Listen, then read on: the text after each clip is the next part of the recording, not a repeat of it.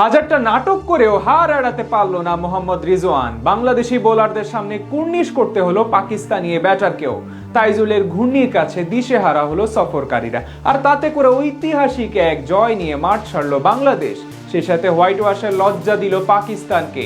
সিলেট টেস্টে টাইগারদের এমন দাপুটে জয় নিয়ে বাকিটা জানবো এই প্রতিবেদনে।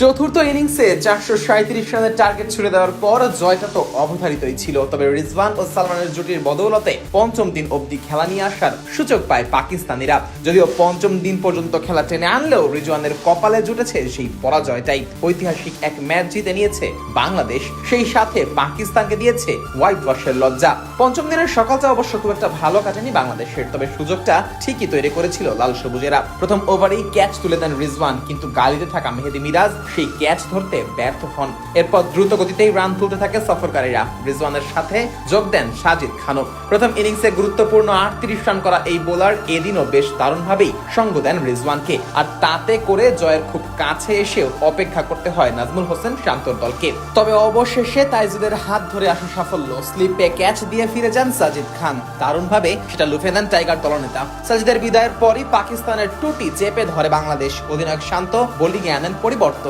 বল তুলে দেন শরীফুলের হাতে, আর বল করতে এসে নিজের প্রথম ডেলিভারিতেই উইকেট তুলে নেন এই বা হাতি পেসার। বিদায় করেন মোহাম্মদ রিজওয়ানকে। 94 রানে থামে পাকিস্তানি এই ব্যাটারের ইনিংস। গালিতে থেকে এবার আর ক্যাচ মিস করেননি মিরাজ। দারুণ এক ক্যাচে বিদায় করেন রিজওয়ানকে, আর তাতেই এক প্রকার নিশ্চিত হয়ে যায় বাংলাদেশের জয়। বাকি ছিল আর মাত্র একটি উইকেট। সেই উইকেটটি অবশ্য তুলে নেন তাইজুলের বলে লং অনে দাঁড়িয়ে ক্যাচ লুফে নেন তানজিদ হাসান তামিম, আর তাতেই উল্লাসে ফেটে পড়ে পুরো টাইগার দল।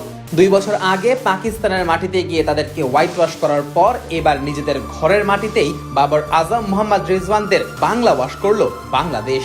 এর আগে টাইগারদের দেওয়া 437 রানের টার্গেটে ব্যাট করতে নেমে চতুর্থ দিনের শুরুতেই হোঁচট খেয়েছিল পাকিস্তান। প্রথম সেশনে হারিয়েছিল 2 ওপেনার আজান আওয়াইস ও আব্দুল্লাহ ফজলের উইকেট। এরপর তৃতীয় উইকেট জুটিতে বাবর আজম ও শান মাসুদ মিলে ইনিংস মেরামতের কাজটা করছিলেন। তবে তাইজুলের বলে লিটনের অসাধারণ ক্যাচে থামতে হয় বাবরকে। এরপর সাউথ শাকিল ও শান মাসুদ দ্রুতই ফিরে গেলে জয়ের পথটা সহজ হয়ে যায় বাংলাদেশের জন্য। তবে এই পথে সবচেয়ে বড় বাধা হয়ে দাঁড়ান সালমান আলী আগা ও মোহাম্মদ রিজওয়ান। দুজনে মিলে 134 রানের জুটি করে টাইগারদের ধৈর্যের পরীক্ষা নেন।